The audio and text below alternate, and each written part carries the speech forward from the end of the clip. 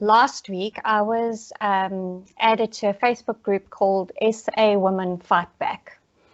And I thought, oh, wow, this is great because finally women are actually wanting to take a stand.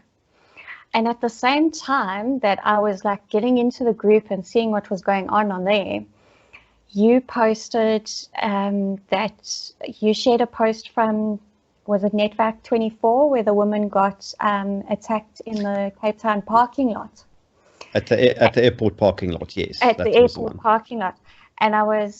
And just what you said about fighting back and not caring if they take your life in the process, that's how I feel now. And that I felt that there was a message that really needed to get out there, and it resonated with me. And so I thought, well, this is what we need to do. We need to let women know how they can defend themselves. Like, what options do they have? How do you learn how to use a pepper spray? And things like that, especially for women that have never been comfortable carrying a firearm. And so I reached out to you, and I'd also put out feelers in the group. And the group, I'm sorry, it's like the definition of insanity. I'm sorry, ladies. I know that you're trying to do an amazing thing. But honestly, we have petitions. We have 16 days of activism against violence against women and children. And, we've done the marches and we've tried to change laws and everything. And it's just not working. Our government is not listening to us, and they're not interested in keeping us safe. And I'm sure Gideon can also let us know that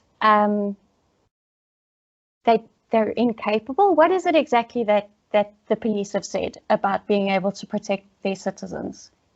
Well, what the police said, I think it was on the 30th of October last year, the most damning thing that they've said from their own mouths is when our National Commissioner, Keshla Sitole, told Parliament that the South African Police Service's mandate is overstretched, the constitutional mandate, and that it is impossible. He used the words impossible to fulfill.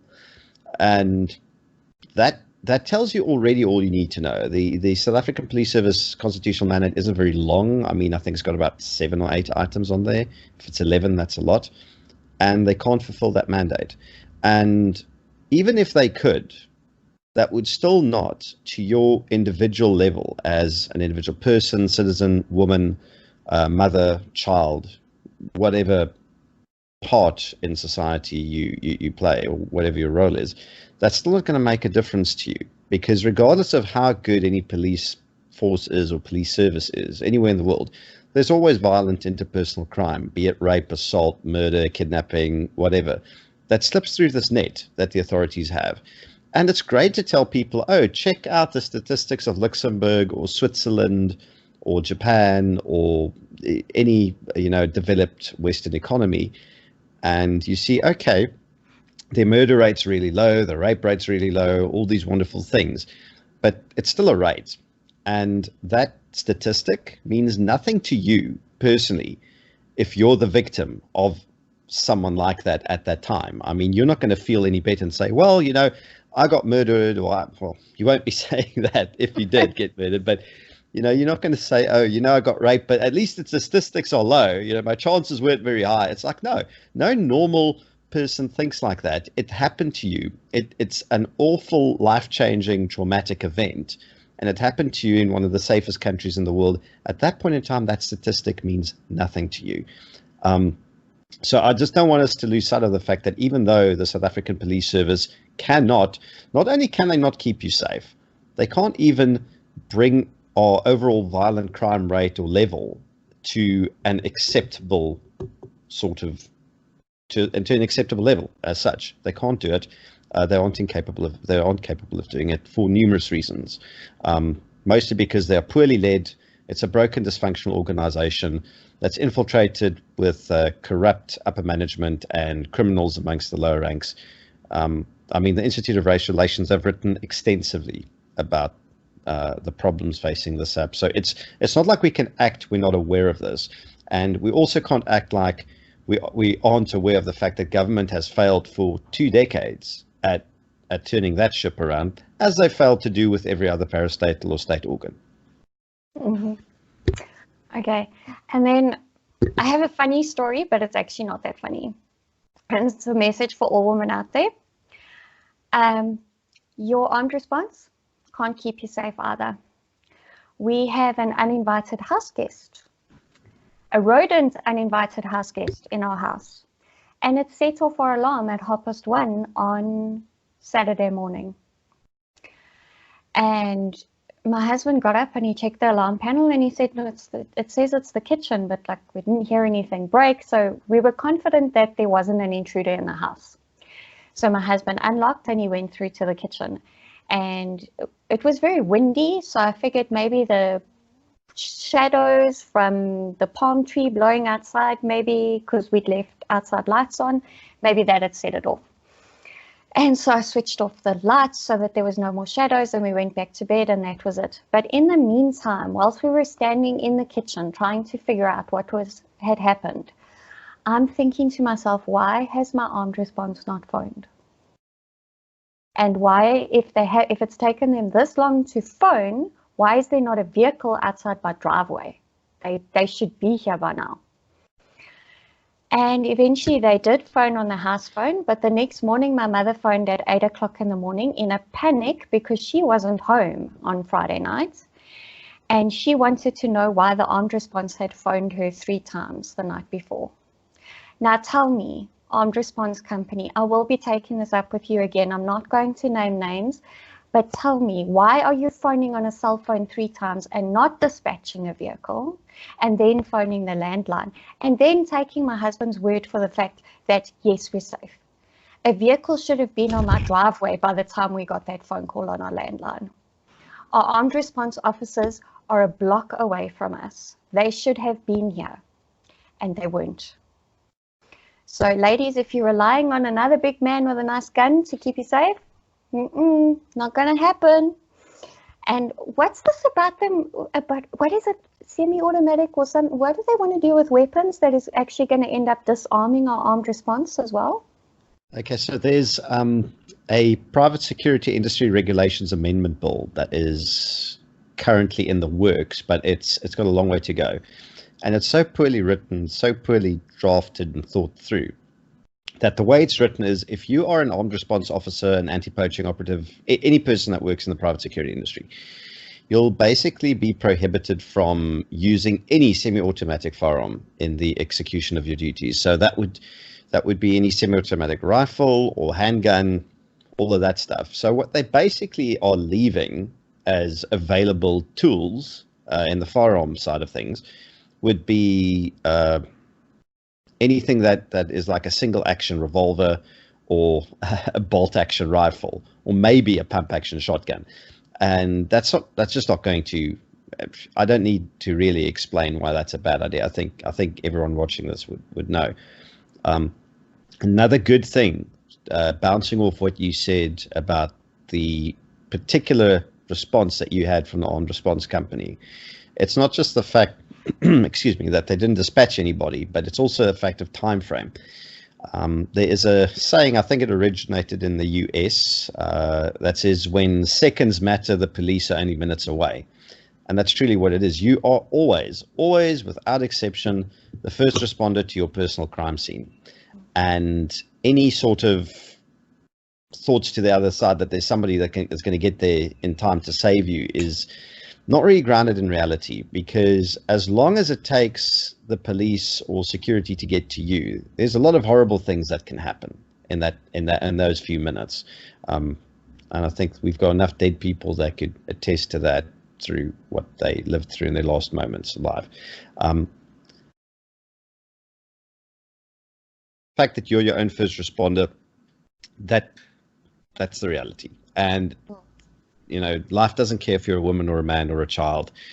Coming back to what you said at the very beginning of the video is, and I like the fact that you mentioned trained to use pepper spray. Far too many people just assume that the use of something like pepper spray would be somehow intuitive, or that, you know, it's as simple as just picking it up like a ballpoint pen and you'll immediately know what to do with it. And it doesn't quite work that way. In fact, it doesn't work that way at all. Like any sort of tool, especially a defensive one, you do need training with it. And I'm sure we'll get to talking about training providers not too much later. Yes. Yeah, so I didn't do a proper introduction of you, so perhaps you can take that over, because I don't know that much about you. I found out about you because of the ZACP. And to be honest, if it weren't for the ZACP, I would not have voted in the elections this year. I used to be a DA voter.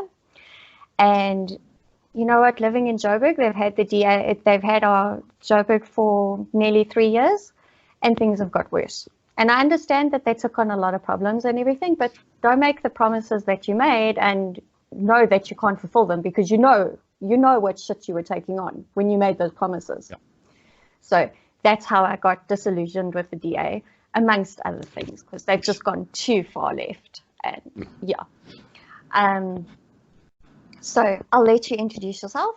And, okay, I'll do my best. So I am Gideon Joubert. I am a parliamentary candidate for the ZACP, but professionally, I'm an airline pilot. I've been involved in the South African firearm ownership rights debate since about 2014, round about there. I own, edit, and administrate a blog called piratus.info. Well, that's the web address. It's just called Piratus. And it's also a Facebook page and whatnot. And I try to publish factual information on there about not just what gun ownership is about, but things attached to it, knowledge of the law, self-defense, especially with regards to training. What does self-defense entail? What does getting training in it entail? Things that would be hopefully of practical and useful nature to the average citizen, basically. So that's me. That's my background. Okay. And so it's interesting that you say that you're not just about gun ownership. You're mainly about self-defense, and whether that involves a firearm or not, that's a person's individual choice.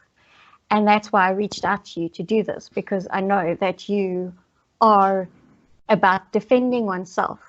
And we can maybe talk about gun ownership and what that might entail for a woman. But I would mainly like to know that what can South African women, especially when you consider that how many acts of violence against women are actually the perpetrator is actually known to the woman. So, I mean, she's not going to pull out a firearm on that person. So how does a woman defend herself now? What can we start doing now to defend ourselves? The thing that has to change now, and this counts as equally for men as it does for women, this is not a unique affliction to any one gender, is a mindset change. We talked about guns just now, and we'll probably talk about guns a bit more. A firearm is purely a tool. It is, to this very day, the most effective tool any person can use defensively against a violent attack. It should not be their only tool, and it is not the most important thing. It is merely an extension of something you already have, which is your mindset. You can have all the skills in the world, defensive skills, martial arts skills, whatever. You can have all the tools in the world. If your mindset isn't correct, then those tools and skills become almost essentially meaningless. And what has to change mindset-wise is nothing complicated. It's a refusal to outsource responsibility for our personal safety and the safety of our families and the people we hold closest to us to the government or to any other outside external body. Yes, the police have a job they need to do. Yes, armed response companies have a job they need to do. Yes, it's great having layers of security, but at the end of the day, none of those things are infallible. And when bad things come to you personally, or bad people with bad intentions on that given day, the only person standing between them and your own sort of suffering and demise or whatever is you and what you are capable of doing, and as much mentally as physically. And if your attitude is one of, I will fight, I will resist, I'm not just going to submit and lay myself down at the mercy of these criminal thugs, then you've already moved several steps in the right direction to becoming a effective hard target that criminals don't like.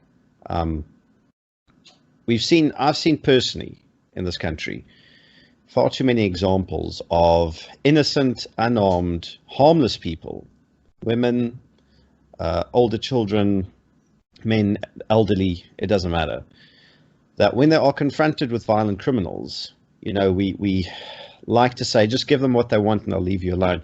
I've seen the flip side of that too many times, of you give them what they want, and then when they have you in their power, they do unspeakable things. At best, they might just put a bullet in the back of your head. At worst, well, there's been a lot written about it in the media. I don't think I need to, go into gory details or anything like that. And that's the part that people need to think about when I talk about mindset change. I'm not very popular in certain circles, because a lot of people seem to be hero worshipping the woman from the farm attack in Hanley that was abducted and repeatedly raped by a former farm worker, from what I can gather. And I just turned around and I've told people I would rather die. I would rather die than go through that. And, now I'm minimizing other people's experience that have been through sexual assault and things like that. And it's not that I feel nothing for them. I work with a rape survivor organization to help women that have been victims of sexual assault. It's not that I don't feel for women that have been through that, but me personally, if I had that type of violent attack on me, I know that I would rather die, and I'll die fighting because I'm pissed off. I used to be one of those more left-leaning, oh no, guns aren't the answer, and violence isn't the answer, and I try to be a gentle parent with my children and all of those things. But you know what? I've been sort of anti-gun for 15 years, and it's got us nowhere. My husband has been held up twice in his car in traffic for his cell phone and his stupid stainless steel wedding ring, which didn't even cost me 150 Rand, but it had huge sentimental value, and it's gone. And in the meantime, he has suffered trauma because he looked down the barrel of a 9mm, and I'm just pissed off now. Now I'm just done, and I will fight back. And I think that every single woman in this country actually needs to come to the realization that, and as you say, and men, and we need to teach our children to be aware as well, that enough is enough. And there's no more apologizing and saying, oh no, but maybe what if, there's no more maybe what ifs. If you're a stranger in my space and you make my skin crawl, you better know I'm going to come at you with everything that I have. And you can cry as much as you like afterwards saying, no, but I didn't mean that. I don't believe you. That's how I feel. And that's exactly the correct mindset to have in this sense, is the fact that, look, there's obviously, in self-defense, there are steps of escalation. So, you might not, when someone asks you the time on the street, you're not going to pepper spray them straight off the bat or anything like that, which is not what you were saying at all. I'm just clarifying that for some of the people who are jumping to unrealistic conclusions. The fact is that when you have an interaction with a potential predator, human predator that's in your space, you don't know entirely who they are and what they want. You will probably have a gut feel, which you really ought to listen to. I find too many people let their almost rigid, indoctrinated politeness override basic self-preservation mechanisms when they're out there in the wild of the concrete jungle.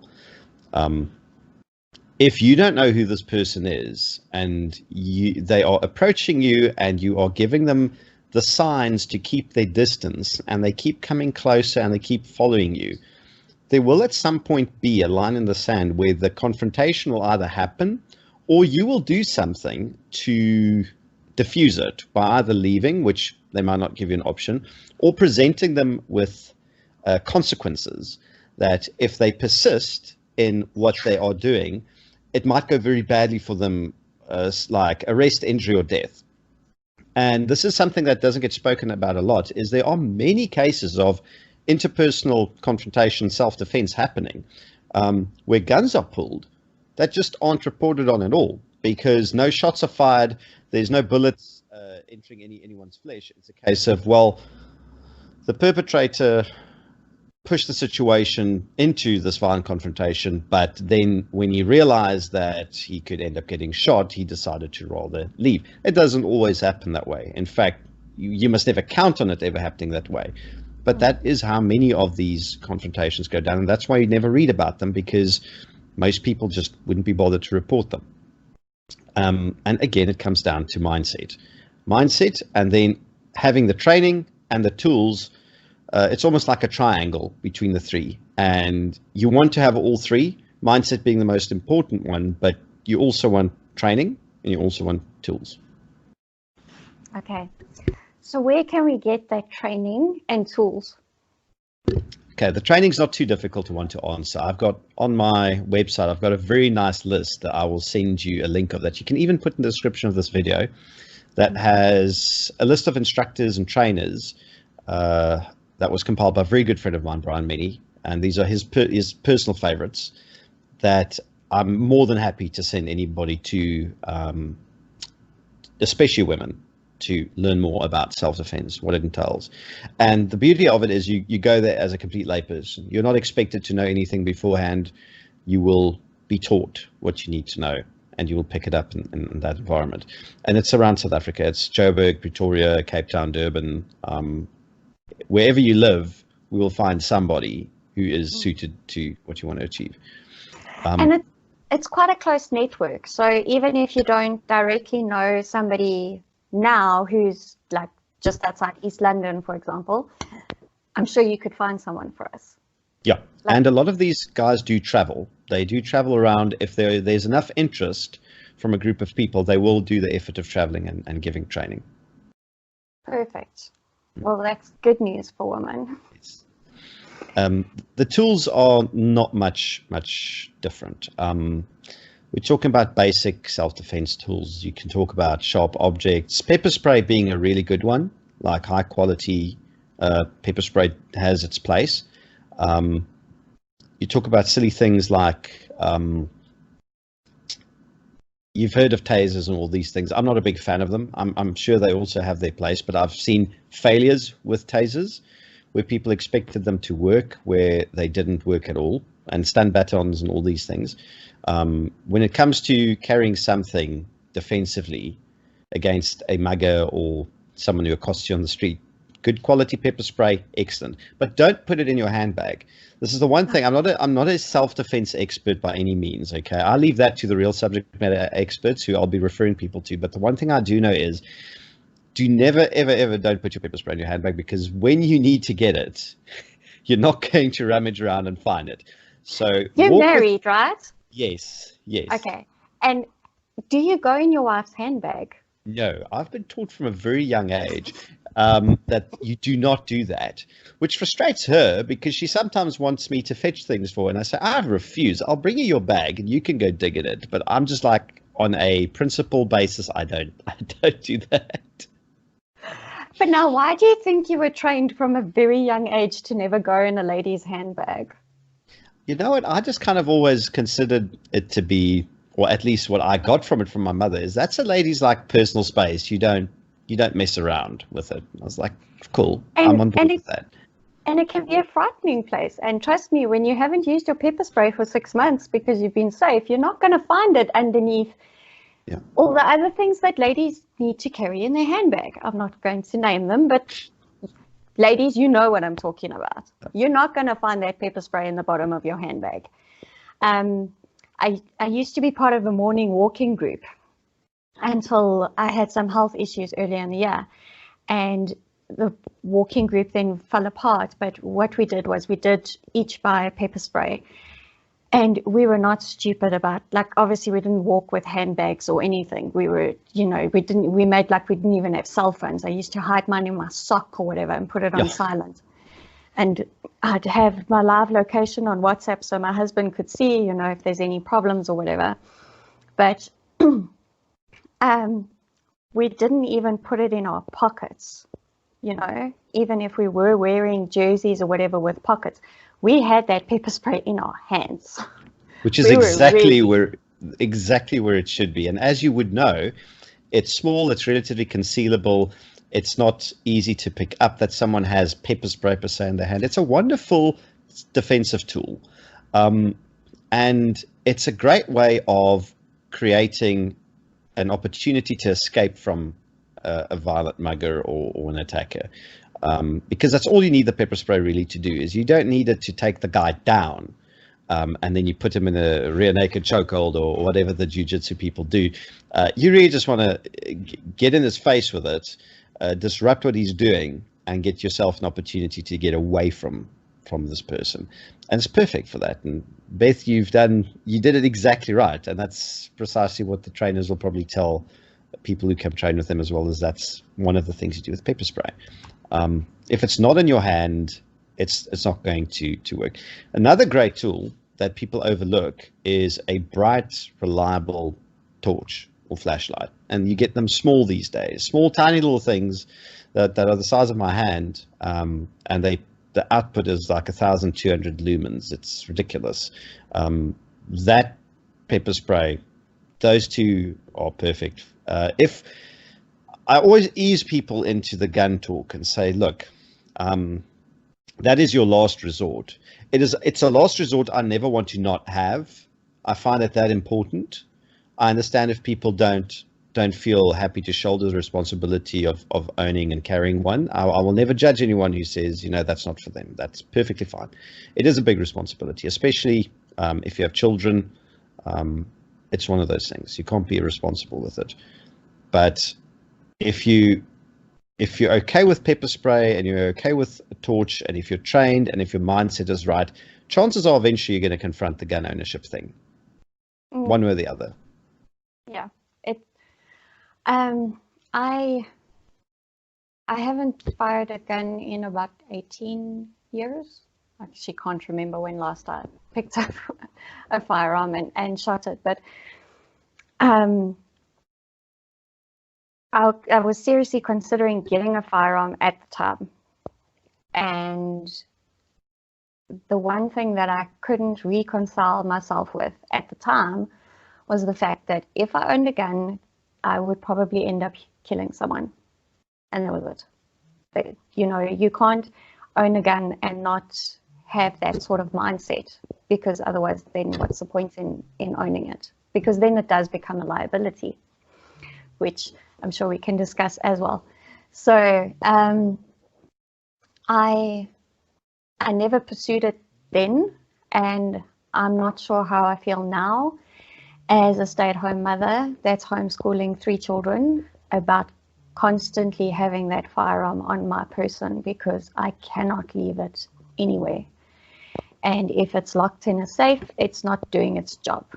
So I think for a lot of moms, that's probably one of their biggest, what puts them off about owning a gun. But can we just dispel this myth about guns and how they can be used against you? Because I don't know, where does this argument come from? Is it just the people that are against guns that have come up with this story? It's an invented piece of propaganda, and I'm saying that without any shred of irony, because that's about the best I can call it.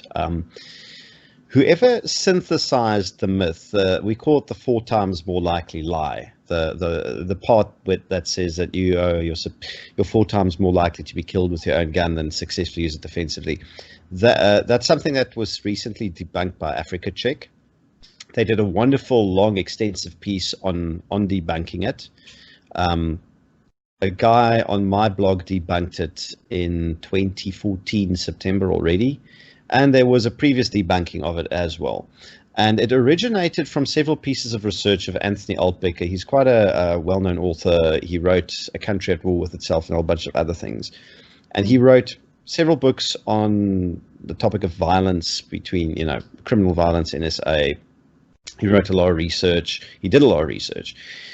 And we actually, back then, 5 years ago, Richard went and spoke to Anthony personally. Well, he got in personal communication with him and said, look, this is the myth. This is what we're told, this 4 times more likely story. And your work is credited as the origins for it. Can you please just explain, is there truth to this? What's the story? And he responded with a whole bunch of extracts from his work, basically saying, no, it's not true. In fact, his research strongly militates against drawing that conclusion. There's no proof that it is. And, if you look at the media and the almost daily reports of successful defensive gun uses, it seems a bit ridiculous that so many people successfully defend themselves with firearms when their odds are so low, according to this supposed thing.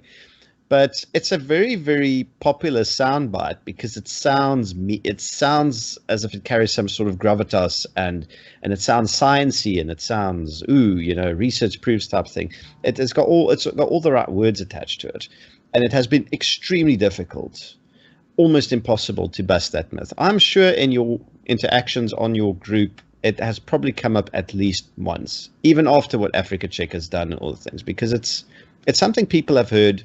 And they've internalized it and they believe it, but it's not true. It's the popular opinion amongst just about all the women. There's a few women in the group that are firearm owners. They either work in the security industry, and so they really know what they're talking about. Yeah. And then others who maybe have been involved with shooting their whole life because, their father owned firearms, so they were brought up with it. I think when you're brought up with it, you definitely have a way different mindset than I do or anybody else who hasn't grown up with it and have just been hearing this little voice telling all these little lies. Like, guns are bad and guns kill people. Yeah, we know guns kill people. Well, if it makes anyone feel better, I wasn't brought up with firearms at all. I started very late in life with the whole gun ownership thing. I think only when I was about 25. And this is after I've been a victim of violent crime about 3 times myself. I thought, it can't carry on like this because at some point someone is going to probably try and kill me at this rate. In fact, they already had.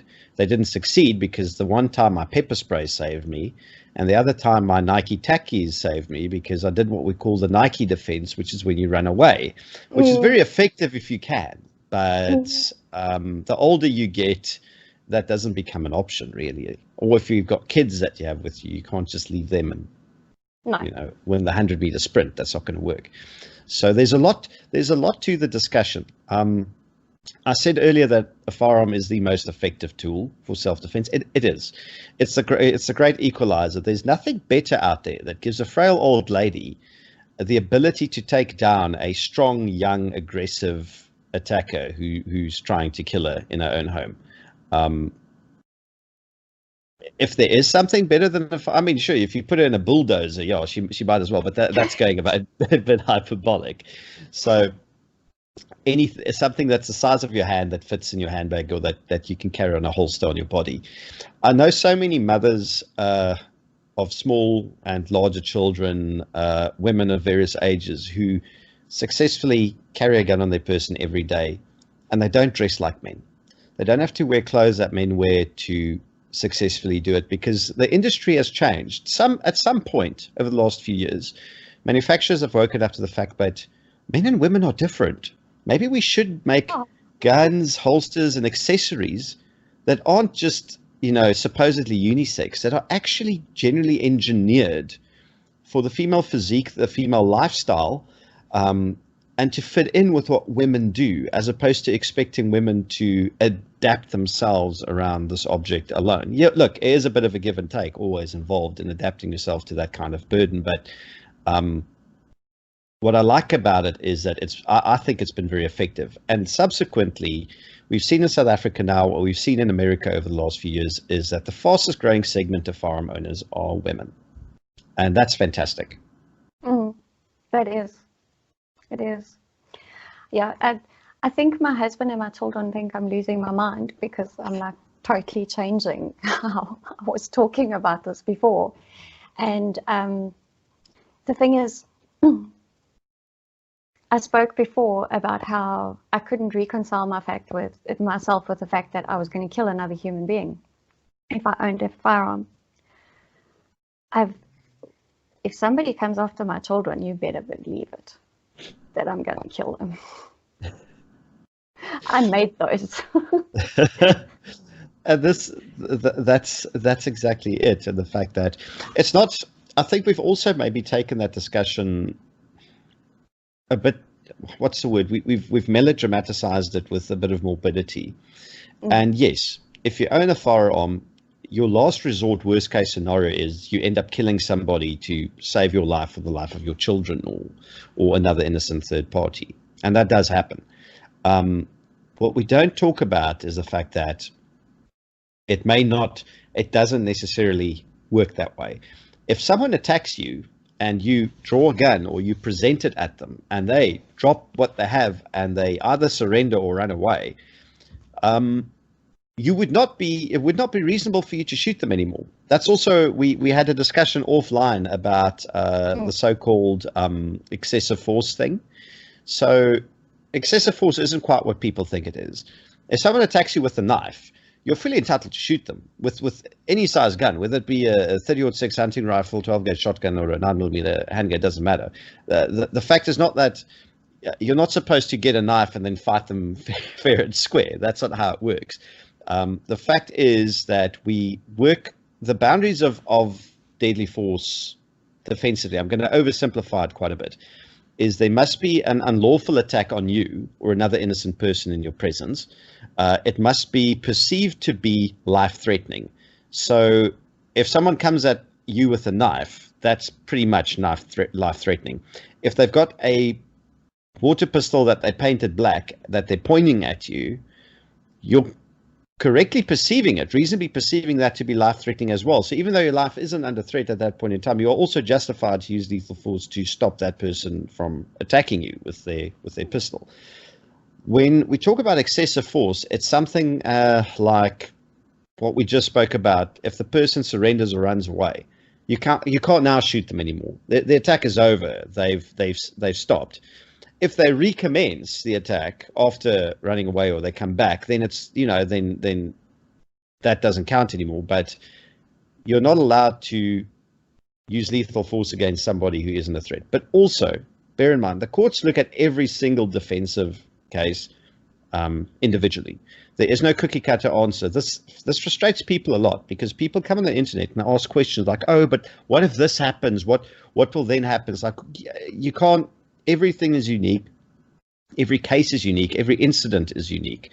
And the courts take due cognizance of that. And you can't say, oh, well, if this happens, you're going to be locked up. I've seen strange things happen where people weren't prosecuted because at the end of the day, their behavior was still reasonable and therefore within the law. So people can actually relax a little bit about that and not freak out too much. Okay. So a woman is fully entitled, she's well within her rights that if she's being attacked by a man with a gun, she can pull a firearm on him and shoot him. And it doesn't matter if he's injured or dead. It doesn't matter. Okay. It's even, look, we can even take this discussion further. Now, bear in mind, I'm not a lawyer or a legal expert. And I'm sure any of them would gladly chip in and correct me on this. But if you are a small 40-kilogram woman and an 80-kilogram muscular man is attacking you with his bare hands, that person can kill you. Your life is under deadly threat at that point, especially if you're convinced he's trying to kill you, which is why then if you shoot him, he might be disarmed. or unarmed, so to speak. He might not have a weapon in his hands, but that doesn't mean anything. In the context of what was happening to you right there, you are entitled to use deadly force to save your life. That is the reality of how South African law is interpreted and applied. And the options, the scope is big. And I think if more women, and again, this comes more to mindset, I think, than anything else, shot their domestic abuser, we'd have fewer battered or murdered women in interpersonal relationships, perhaps. And we'd have fewer broken children growing up and committing the same crimes over and over. Over. Exactly.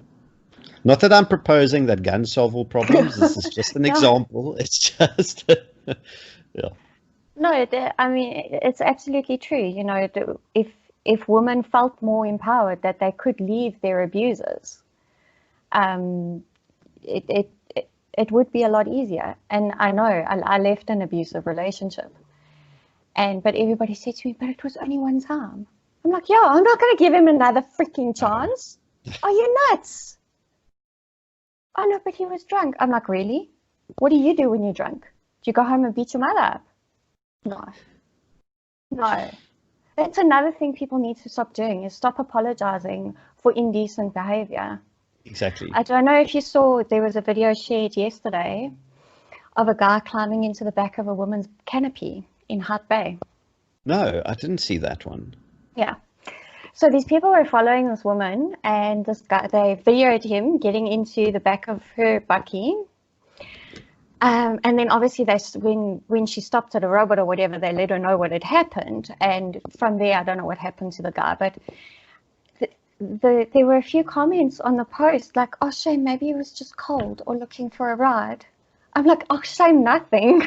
No. I don't care whether that really was his intent or not. I don't care. Stop apologizing for this type of behavior. It's not acceptable. And I think more and more people are starting to wake up and starting to not take so much BS as they were before. But that handful stop it. And I know, I used to be one of them. You know what? You can't love the bad out of people. It doesn't work. No. And unfortunately, as has been displayed in our country far too often, is we do not have a healthy respect for the sanctity of others' right to life.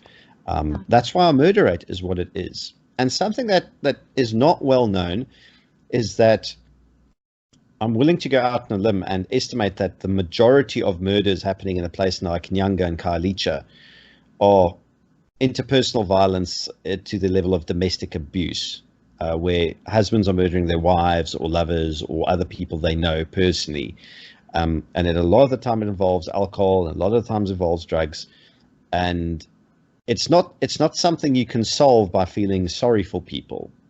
The best you can do, if you can't moderate behavior by, if people had more economic opportunities and if they had greater future prospects and education, perhaps, then they would be more decent. But that's not something we can control. That is a failure of government at the macroeconomic level, and that's a whole big can of worms of an entirely different discussion. But the only thing we can actually realistically do is empower the potential victims to at least not be victims, in the hope that at least some of them have a chance of surviving when it's their turn to have violence perpetrated on them. Yes. Yeah. And,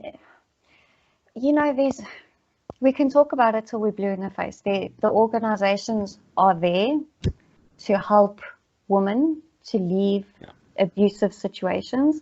They are there. They might be under-resourced at times, and understaffed and under everything, but they are there. And I feel like, just talking about it it's not going to bring about change. If you want to see a change within your community, then go out and volunteer in those types of organizations, but keep yourself safe at the same time. Exactly. And it's like charity begins at home. So protect yourself, learn self-defense, and then if you really feel like, you know, the answer to the world's problems is to fix the community, then go out into your community and do it. But you got to look after yourself first. Unfortunately, at the moment, South Africa is just a place where it's everybody first. Because trust me, the criminals aren't worrying about what the next person's thinking. So. No, that's a fact, and unfortunately, also something that we've seen far too often is exactly that. So we talk about it a lot. I think we've talked about empowerment quite a bit in this discussion already. We have. So I think that's actually a good part to leave everything we've discussed, because it's come nice full circle. It has. Is we start with people who need. We're seeing petitions to government that government must fix the situation. We've seen petitions to the police, calls for return of the death penalty, all the usual stuff that we see every time that there's the cycle of violence that gets a bit too intense and people there's an outpouring of emotional reaction to it. What we need to do is we need to channel this in a rational direction, say government isn't going to fix this. They are neither capable nor willing. The only person who stands between bad things happening to them and not is you yourself. And it's a mental decision that then has to flow into other productive directions. Mm-hmm. Absolutely. Well, that was a brilliant closing. So I don't think I can add anything else to that. Please do if you feel like it. This has been a very spontaneous and rather cool discussion, because we didn't come in here with a script at all. I think it'll show, but that's fine. No, I think, we had a candid discussion. I spoke from my place of emotion, and you spoke from your place of what you know about these sorts of things. So we're going to leave a link in the bottom for everybody in the show notes below, video description, where everybody can get the information on where to find self-defense classes from service providers that aren't going to judge them. And you're obviously at paratus.info. That's me, and I'm actually sending you a link in the chat right now to that article that we talked about, and you should have it, excuse me, pinged to you. And hang on, yeah, this was one. This is about firearm instructors, but it's also about self-defense, and I'll keep sending you some more of these, and we can. That's perfect. And if anyone has any questions, they're more than welcome to get in contact with me as well, and I'm glad to point them in the right direction. And yeah, I can attest to that. I just messaged you out of the blue. I said, look, can we do this? And here we are, a few days later. And I know you've got a hectic schedule because you're a pilot, and sometimes you get called to fly even when you don't think you're going to get called to fly. Yeah, no, that happens far too often. But it's my wife tells me it's better than a real job. So I'm just going, yes, that's fine. You know what? You got to go to the shops at 1 o'clock on a Tuesday afternoon. Not very many people get to do that. This is true. This is I'll take that as well. But yes. I'd love to do follow-ups on this sort of stuff, Beth, as you deem them necessary and things, because, yeah, I hope there's a lot of, excuse me, some feedback and questions, hopefully, and stuff that we can answer. And yes. Yeah. And we can sort out technical issues, because originally we were going to do this as a live stream. Oh. And then we realized that was a little bit beyond our technical abilities as yet. But we're working on it. For long. We're definitely working on it. Yeah. We'll hack it. We'll figure it out. And no, thank you really, really. I really appreciate having this conversation with you. And I'm sure there's a lot of women out there that will take it to heart as well. And yeah, they're welcome to contact either of us if we have any questions. I am definitely going for self-defense lessons, and you know what? I'm sick of being a prisoner in my own home. I'd like to be able to at least walk to the garage and buy my kids an ice cream once in a while. And right now I don't feel like I can. So I want to take that autonomy back. And yeah, thanks so much, Gideon.